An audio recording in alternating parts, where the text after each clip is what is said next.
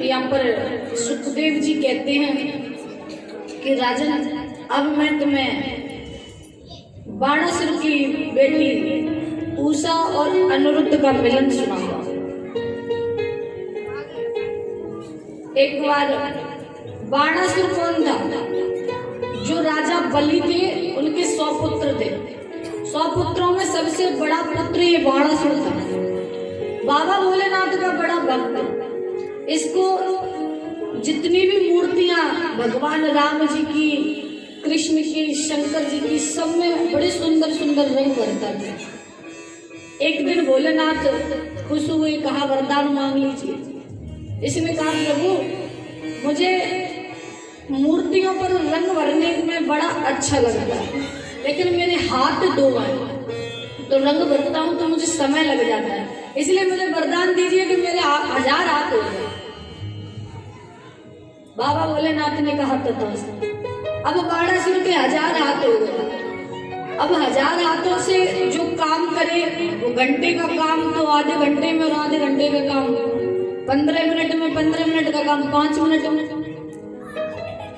1000 हाथ है, बहुत जल्दी काम होने लगा। अब एक दिन इस बाणासुर को वजन लगने लगा, उनका भुजाओं का वजन लगने लगा। अब ये फिर जाता है शंकर जी के पास, आराधना करता है। शंकर जी प्रकट हुए, कहा वरदान मांगी। इसने कहा कि मुझे वरदान दीजिए कि मेरे जो 1000 भुजाएं हैं ये सब गिर जाए। शंकर जी कहते हैं दिया हुआ वरदान वापस नहीं ले सकते, भुजाएं नहीं कट सकते तुम्हारे। हाँ, ऐसा हो सकता है मैंने तो वरदान दिया है, लेकिन अगर कोई दूसरा आके इसे काटा। और इस बात से शंकर जी को क्रोध भी आया। उन्होंने कहा, इसके मन में इस बात का अभिमान हो गया। कहा तुझे जिस दिन तेरे रथ की ध्वजा गिर जाए, उस दिन समझ लेना कि तेरी भुजाओं को काटने वाला। यहाँ से बाणासुर अपने घर जाता है। बाणासुर की पुत्री उषा, एक दिन उसने स्वप्न देखा। स्वप्न में अनिरुद्ध का चेहरा देख लिया, रूप देख लिया। आमने सामने से कभी उसने अनिरुद्ध को नहीं देखा। अब वो इस बात से उदास रहने लगी।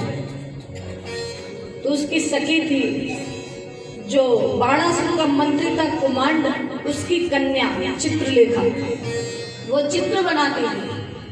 उसने अपनी सहेली से पूछा, अरे तुम इतनी उदास क्यों? स्वप्न वाली बात वो अपनी सहेली को बताती है। तभी चित्रलेखा ने सबके चित्र बनाना शुरू कर दिया। पहले सभी देवताओं के चित्र बनाए। उषा ने कहा इनमें से कोई नहीं है। फिर दैत्यों के चित्र बनाए, कहा इनमें से भी कोई नहीं है। बांके बिहारी का चित्र बनाया, कहा इनमें से भी नहीं है। बांके बिहारी के पुत्र का चित्र बनाया, प्रद्युम्न जी का, इसमें भी नहीं है। प्रद्युम्न के बेटे का चित्र बनाया, अनिरुद्ध का। आज उषा ने कहा, हाँ यही स्वप्न में दिखता है। चित्रलेखा एक विद्या जानती थी। उसने इस विद्या से आज अनिरुद्ध को सोता हुआ पलंग सहित यहाँ पर अपने गांव बुला लिया। अनिरुद्ध उषा के साथ रहने लगे। रहते रहते वो कन्या दूषित हो गई। अब एक दिन ये बात पता चलती है बाणासुर को।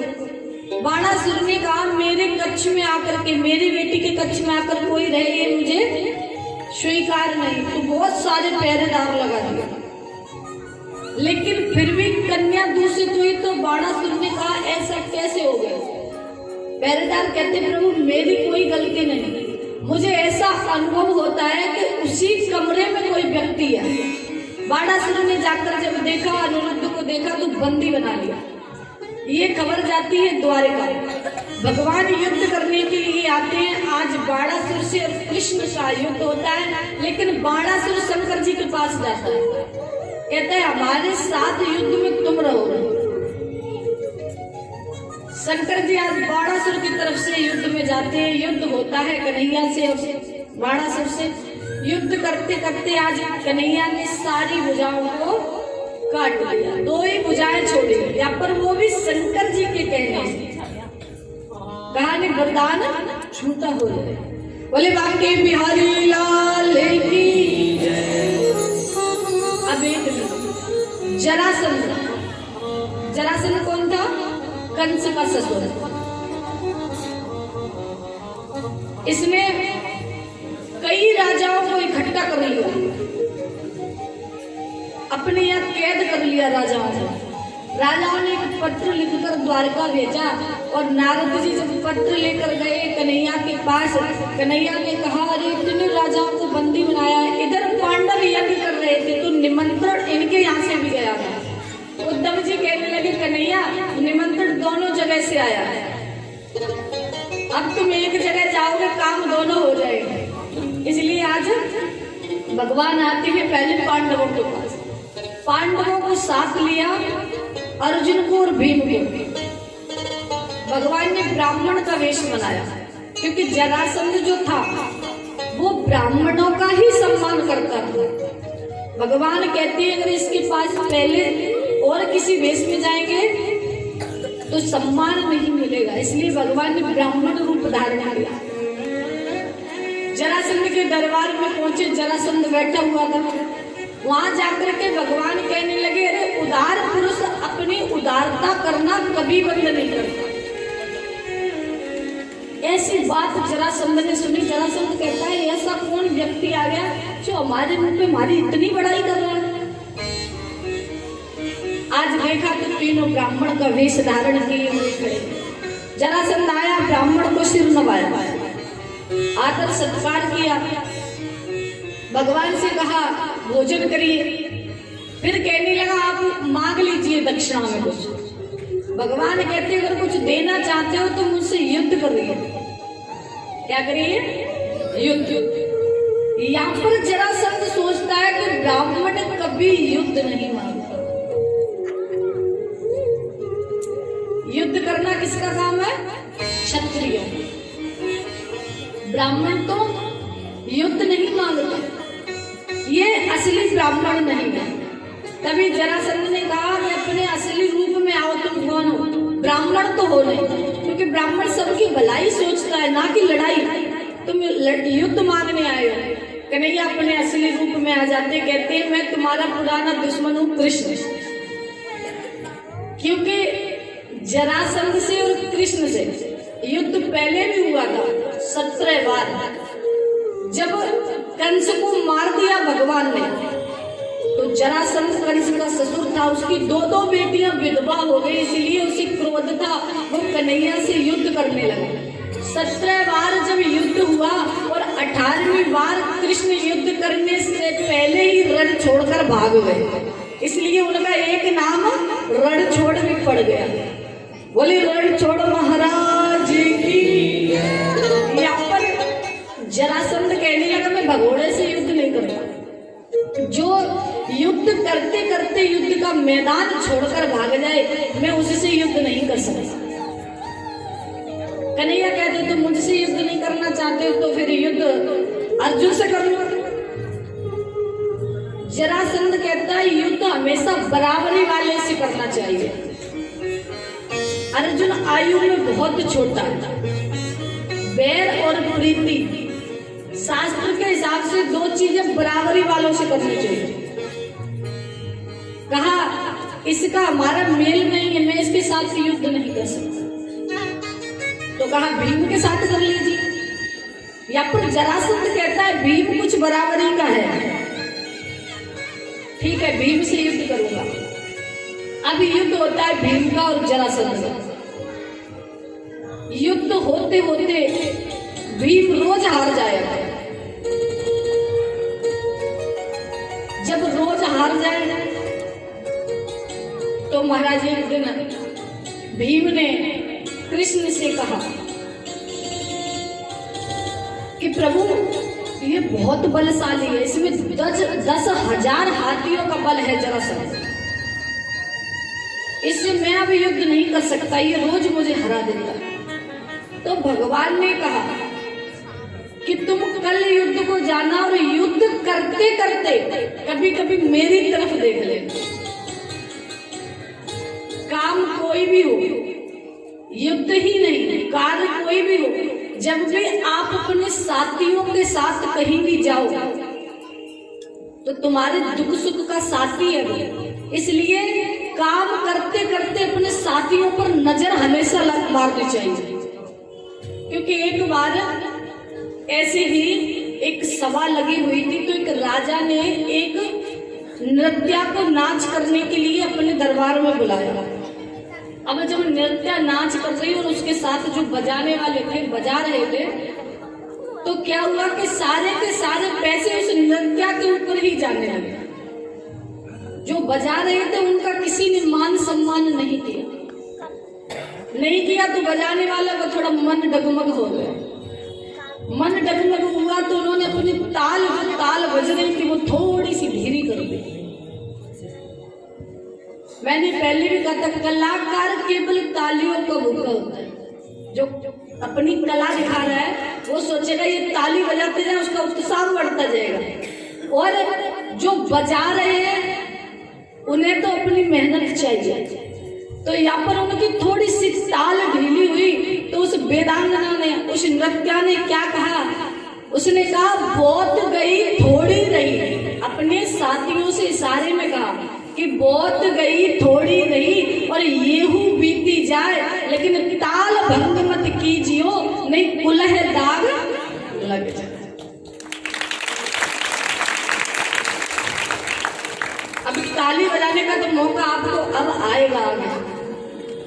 यहाँ पर उसने अपने बजाने वालों को केवल एक इशारा किया कि पूरी रात निकल गई, अब सुबह होने को आई है, और इसमें अगर तुमने अपने ताल ढीली कर दी तो हमारा नाचना खराब हो जाएगा। क्योंकि एक नाचने वाला अपने बजाने वालों के ही ऊपर चलता है। अगर वो बढ़िया बजाएंगे तो वो बढ़िया नाच दिखाएगा, और बजाने में कमी कर दी तो नाचने वाला कभी नाच सही नहीं होगा। तो उसने इशारा किया कि बहुत गई थोड़ी रही, येहू बीती जाए, लेकिन ताल भंग मत कीजियो, नहीं कुलह दाग।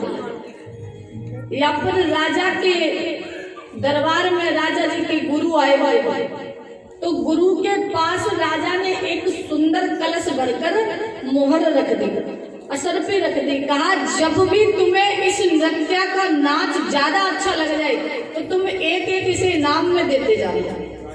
गुरुजी को सुबह हो गई, गुरुजी ने एक भी मोहर निकाल के उस नृत्या को नहीं दी, और जैसे ही उसने ये बात कही कि ताल भंग मत कीजिए, नहीं कुलह दाग लग जाए, इसीलिए पूरे जो मोहर असरफी का कलश था वो पूरा नृत्या को दे दिया। राजा की जो बेटी बैठी हुई थी उसने सुंदर सा गले से हार निकाला और उस नृत्या को दे दिया। पूरी रात में सुबह होने को आई, किसी ने कोई इनाम नहीं दिया। बेटा खड़ा हुआ था और बेटा ने भी बड़ा सुंदर गले से चैन निकाल उस नृत्या को दे दिया। अब ये दृश्य देखा राजा ने। राजा कहने लगे कि ऐसा इसने क्या कह दिया जिसके कारण सबने इस पर इतनी इनाम लुटा दिया। लेकिन भक्तों, सोचने वाली बात है, जो अपने साथियों से इतनी बात में इशारा कर सकता है वो सबकी आंखें खोल रहा है। इसीलिए उस नृत्या ने क्या बात कही। अब पहले नंबर आया गुरु का। गुरु से पूछा, ये बताइए अभी तक तो तुमने इसे 1 रुपया भी नहीं दिया था, अब इसने ऐसी बात क्यों क्या कह दी जिसके कारण तुमने पूरा कलश ले दिया।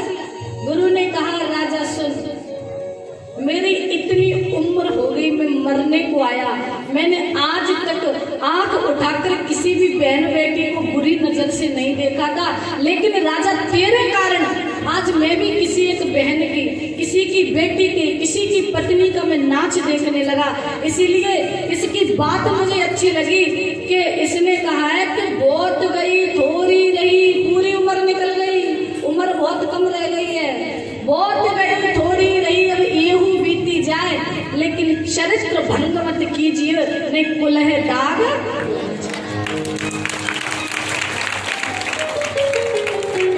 तो महाराज फिर राजा ने बुलाया अपनी बेटी को, कहा तुम आए। गुरु ने तो सवाल दे दिया, लेकिन अब तुम दीजिए, तुम्हें इसकी बात कैसी अच्छी लगी जो तुमने अपने गले का हार उतार के दे दिया।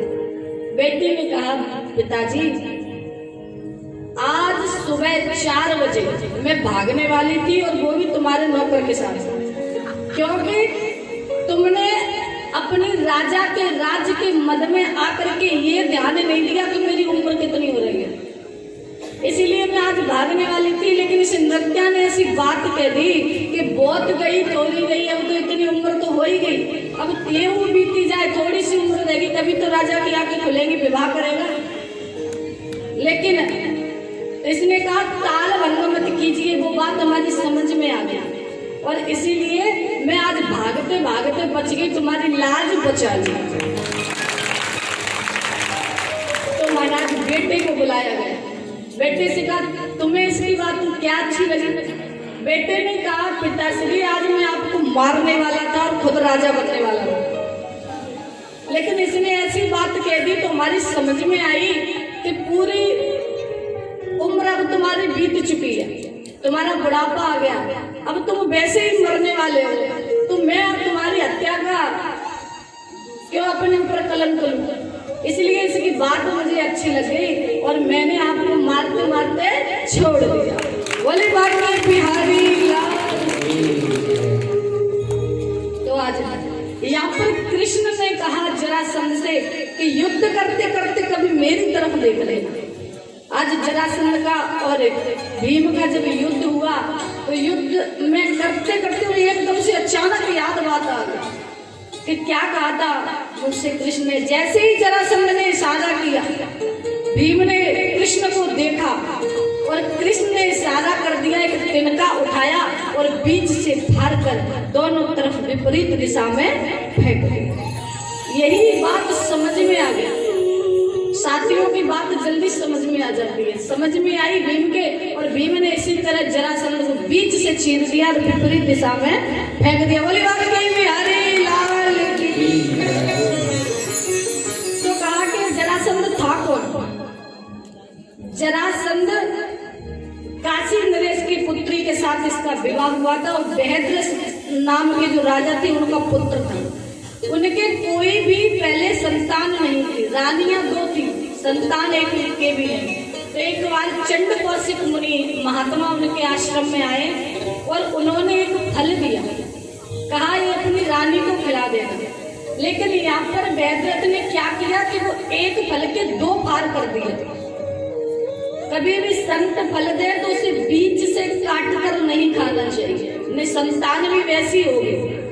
इसलिए फल दिया तो उन्होंने बीच से 2 फाड़ कर दिए और दोनों रानियों को एक एक फाड़ खिला दिया। जब पुत्र हुआ तो वो आधे आधे भाग का दोनों रानियों को पुत्र हो गया। तो महाराज यहाँ पर अब कहा ऐसे पुत्र का क्या करेंगे, तो ले जाकर इसे फेंक दे। जाकर के फेंक दिया। एक जरा नाम की राक्षसी आई और उसने उन दोनों फारों को जोड़ दिया, 3 बार कहा जियो जियो जियो। तब से उसका नाम जरासंध पड़ गया। बोले बाकी बिहारी लाल की जय। आज यहाँ पर जब पांडवों ने यज्ञ किया तो यज्ञ का भाग कहा किसको दे? तो कहा ये यज्ञ वाला भाग भगवान को दे देते हैं। जैसे कन्हैया को देने के लिए आए कि वहां पर शिशुपाल बैठा हुआ था। शिशुपाल कहने लगे अरे इसे यज्ञ का भाग क्यों दे रहे हो, इसे तो चोरी करना आती, ये कोई पूजनी नहीं है, ये झूठ बोलता है, ये कोई पूजनी नहीं, इसे मत दो। यहाँ पर कन्हैया बैठे बैठे सुन रहे हैं। अर्जुन को क्रोध आ रहा है। अर्जुन कहते हैं कहो तो इशारा करो तो मैं शिशुपाल को मार डालूंगा। भगवान कहते हैं नहीं, मैंने अपने बुआ को वचन दिया है। वचन क्या था? 100 गाली तक में से माफ करता रहूंगा। जब सुतकीर्ति के एक बेटा हुआ था तो वो बेटा कैसा हुआ, उसकी 2 आंखें सबके होती, उसके 3 नेत्र 4 हो जाए थे। ऐसा बालक देखकर भी इस बालक का क्या करें, फेंक दे उसे। तो आकाशवाणी हुई शिशुपाल से, शिशु का पालन कीजिए, तभी उसका नाम शिशुपाल पड़ गया। आज आकाशवाणी ने कहा कि जिसकी भी गोद में इसका एक नेत्र दो भुजाएं गिर जाए तो समझ लेना वही इसका काल है। यहाँ पर शिशुपाल को सबके गोद में दिया और सबकी गोद में देने के बाद में जब कृष्ण की गोद में दिया तो शिशुपाल का एक नेत्र दो भुजाएं। तो इनकी बुआ ने कहा बेटा तुम मेरे लाला को मारियो नहीं। कन्हैया ने कहा बुआ मैं वैसे तो मारता नहीं, मैं इसे 100 गालियों तक माफ करूंगा, अगर 100 से एक भी ऊपर हो गई तो मैं छोड़ूंगा। तो महाराज यहाँ पर शिशुपाल बैठा बैठा गालियां दे रहा है। अर्जुन को क्रोध है, भगवान गालियां दे रहे हैं। 1 2 3 4 गिनते जा रहे। जहां 99 गालियों में भगवान ने कहा शिशुपाल अब गाली देना बंद कर दो, लेकिन शिशुपाल नहीं माना। तो जब गालियां पूरी 100 हो गई तभी भगवान ने क्या किया कि शीश उतारा चक्र से और धर्म गिरा शिशुपाल, ज्योति समाही कृष्ण में और गगन गई तत्काल। आज कन्हैया ने शिशुपाल का वध कर दिया। आइए अब सुदामा चरित्र की तरफ चलते हैं। एक दिन कृष्ण के बचपन के मित्र सुदामा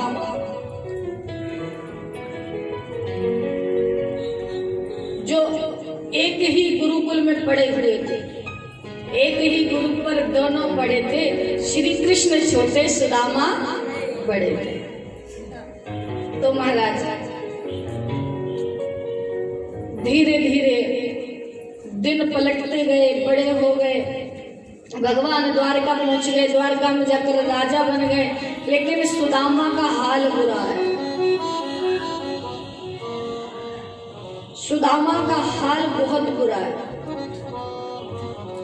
तो एक दिन सुदामा की जो पत्नी थी सुशीला, उसने सुदामा से कहा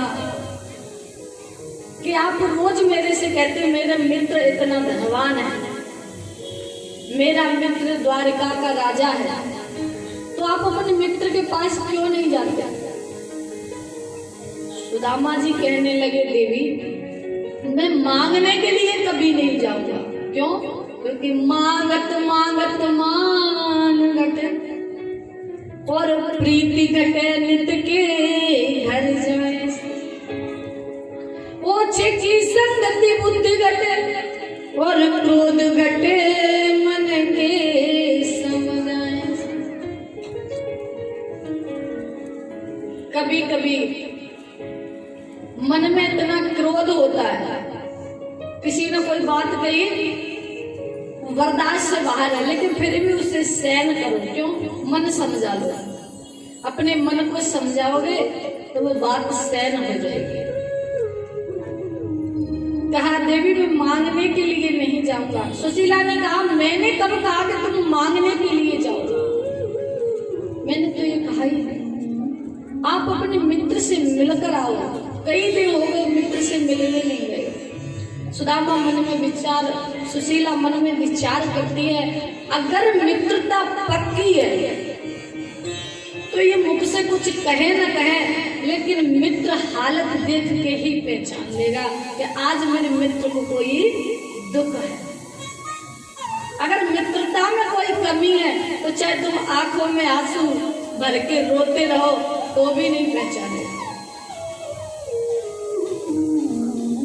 विचार करती है अगर मित्रता पक्की है, इनकी हालत देखकर वो इनके मित्र जान जाएंगे मेरा मित्र दुखी है। कहा अगर मित्र के घर जाते हैं तो कभी खाली हाथ नहीं जाना चाहिए। गुरु के घर, मित्र के घर कभी भी खाली हाथ नहीं जाना चाहिए। लेकिन मैं क्या लेकर जाऊं, मेरे पास तो कुछ भी नहीं। सुशीला कहती है मैं पड़ोसी के घर जाती हूँ, कुछ न कुछ देखती हूँ, अगर मिल जाए भेंट से। सुदामा सुशीला पड़ोसिन के घर गई और जब कुछ भेंट के लिए मांगा, पड़ोसिन ने कहा मेरे घर में भी कुछ नहीं, थोड़े से चावल पड़े हैं, अगर ये लेकर जाना चाहो तो ले जाओ।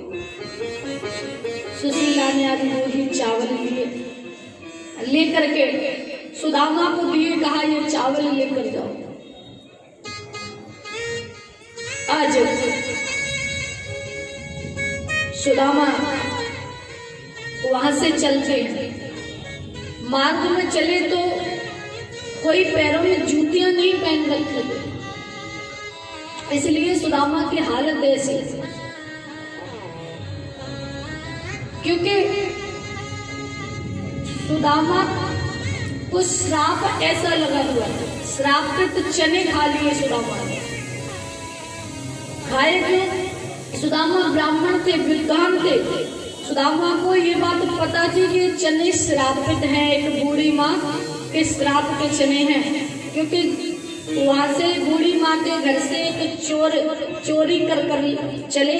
चोरों ने समझा इस पोटली में कुछ माया है, लेकिन उसमें चने भुजे हुए।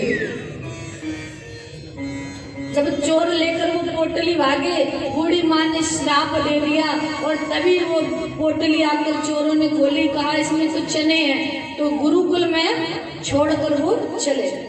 ये है मित्रता। सुदामा ने जब देखा कि ये चने श्रापित हैं, इसलिए दंड दोनों को उस दिन मिलना था, कृष्ण को और सुदामा को। तो बूढ़ी माँ ने कहा तुम्हारा दंड ये है। गुरु माँ ने दंड दिया कि आज तुम जाओगे जंगल में और वहां से लकड़ी काट कर लेकर आओगे। दोनों जाते हैं खाने के लिए। गुरु माँ ने वो ही चने दे दिए। जंगल में पहुंचते हैं, जोर से बारिश होने लगी। बारिश के कारण आज एक ही वृक्ष पर दोनों बैठ जाते हैं। सुदामा जी ने चने निकाले और खाने लगे। कन्हैया कहने लगे सुदामा अब भूख लग रही, बारिश तेज है, घर जा नहीं सकते, इसलिए गुरु माँ ने जो चने दिए थे वो मुझे दे दो, मुझे खिलाओ। सुदामा कहने लगे चने तो सारे खत्म हो गए। कन्हैया ने कहा अच्छा हाँ मैंने तेरे हिस्से के भी खा लिया। कन्हैया ने कहा लेकिन गुरु माँ को मत बताना, गुरु माँ क्रोधित हो जाएंगे। यहाँ से दोनों घर जाते हैं। जब गुरु माँ ने पूछा लकड़ी ले आए, लेकिन जो हमने चने दिए थे वो तुम दोनों ने आधे आधे करके खा लिए थे। आज सुदामा ने कहा हाँ। गुरु माँ ने जब नेत्र बंद करके देखा तो समझ गई कि चने सारे के सारे सुदामा ने खा लिए। गुरु माँ कहने लगी अरे सुदामा तूने तो अपनी किस्मत में दरिद्रता ली। क्यों? कि गुरु से कपट मित्र से चोरी, क्या होई निर्धन क्या होई कोड़ी। जिसको गुरु तो बोलते हो, लेकिन उसके साथ अगर तुमने कपट कर दिया या मित्र के साथ चोरी कर दी तो महाराज या तुम निर्धन हो जाओगे या फिर कोड़ी हो जाओगे। यहाँ पर गुरु माँ कहने लगी सुदामा तुमने अपने जीवन में दरिद्रता ले ली। आज उसी दरिद्रता के कारण सुदामा के घर में गरीबी का वास हो। आज सुदामा वहां से द्वारका के लिए चलते हैं। जब द्वारका के लिए जा रहे थे सुदामा बिना जूतियों के रास्ते में मार्ग में कंकड़ पत्थर बहुत पड़े हुए थे, नंगे पैर थे, इसलिए पैरों से खून निकलने लगा। तभी सुदामा एक जगह पर बैठ गए, कहने लगे कन्हैया अब नहीं मुझसे चला जा रहा, तेरे दर तक मैं कैसे आऊंगा।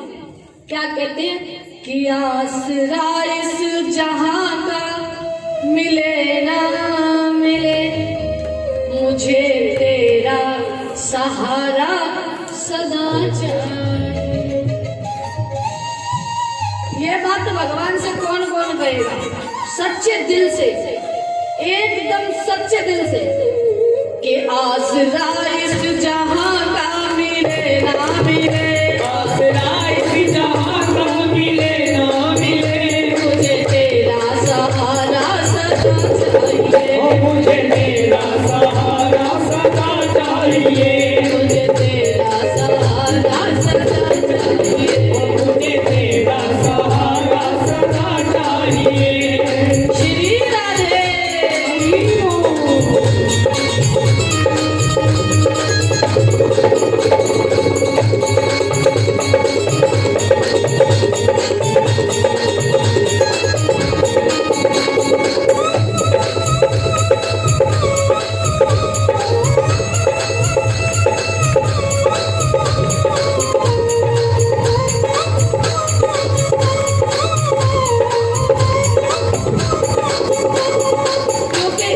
इस संसार में सुख नहीं है, जो हमें संसार में सुख ढूंढते हैं वो कहीं भी नहीं है।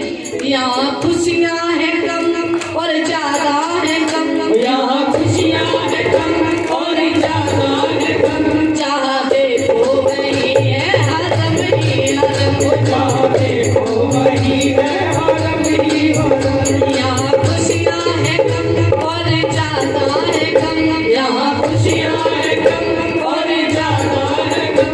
जहाँ देखो वही है हरदम ही हरदम। जहाँ देखो वही है हरदम ही हरदम। ओ महफिल में समा कर चले ना चले, महफिल में समा कर चले ना चले। मेरे दिल में उजाला तेरा चाहिए, ओ मेरे दिल में उजाला तेरा चाहिए। आसरा इस जहाँ का मिले ना मिले, आसरा इस जहाँ का मिले ना मिले। मुझे तेरा सहारा सदा चाहिए, मुझे तेरा सहारा सदा चाहिए। जय हो।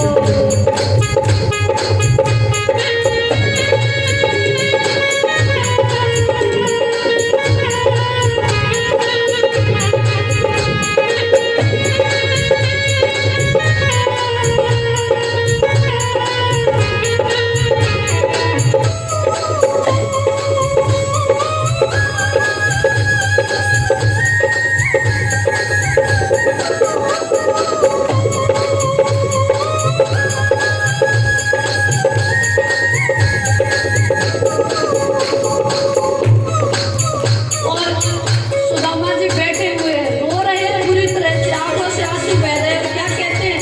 मेरी धीमी है चाल और रास्ता विशाल, ओ मेरी धीमी है चाल और रास्ता विशाल। हर कदम पे मुसीबत है तू ही संभाल, हर कदम पे मुसीबत है तू ही संभाल। मेरी धीमी है चाल और रास्ता विशाल, मेरी धीमी है चाल और रास्ता विशाल। हर कदम पे मुसीबत है तू ही संभाल, हर कदम पे मुसीबत है तू ही संभाल। मेरे आके फिरे अब चला जाए ना, बैल भागे मेरे हम चला जाए ना। मेरे दिल में बसेरा तेरा चाहिए, ओ मेरे दिल में बसेरा तेरा चाहिए। और महाराज एक बार पहले आप कहो सच्चे दिल से ठाकुर जी से, देखिए जिसने भी पहले दिन कथा ना सुन पाई हो या एक दिन बीच में ना आ पाए हो, आज जो लास्ट की कथा सुन लेना है उसे 7 दिन का फल मिल जाएगा। तो इसलिए आप सब सच्चे दिल से कहोगे कि आसरा इस जहाँ का मिले ना मिले, मुझे तेरा सहारा सदा चाहिए। अब एक बार आप सबकी बारी, आसरा इस जहाँ का मिले ना मिले, मुझे तेरा सहारा सदा चाहिए। अब सभी तालियां मारकर जोरदार, मैं आसरा इस जहाँ का मिले ना मिले, आसरा इस जहाँ का मिले ना मिले। मुझे तेरा सहारा सदा चाहिए।